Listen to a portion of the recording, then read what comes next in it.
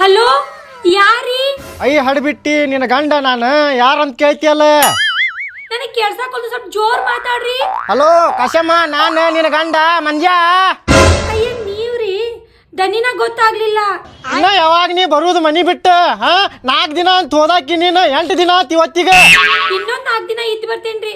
ನಮ್ಮವ್ ಹೇಳಾಕತ್ತಲ್ರಿ, ಗಂಡನ ಮನ್ಯಾಗ ಇದ್ದಿತ್ತು ತೆಳ್ಳಗಾಗ್ಬಿಟ್ಟಿವ, ತವ್ರ ಮನ್ಯಾಗ ಇದ್ದ 4 ದಿನ ಉಂಡು ದಪ್ಪಾಗೋ ಅಂತ ಹೇಳಿ. ದಿನ ನಿಮ್ಮವ್ವ ಮಾಡಿ ಹಾಕ್ತಾಳ, ತಿನ್ಕೊಂತ ಉಣ್ಕೊಂತ ಕುಂತ ಬಿಡ.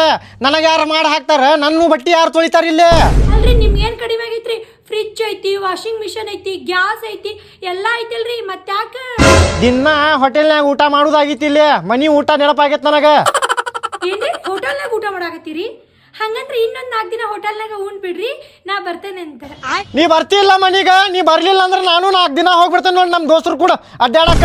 ಏ ನಿನ್ ಉಡ್ದಾರ್ ಹರಿಲಿ, ಬರ್ತೇನೆ ಅಂತ ಹೇಳಾಕತ್ತೇನಿಲ್ಲೋ. ಇಡು ಫೋನ್, ಎಷ್ಟೊಂದು ಟಾರ್ಚರ್ ಮಾಡೋದ. ಹಲೋ ಇಡು ಹಲೋ ಹಲೋ, ನನ್ನ ಮಾತು ಕೇಳ.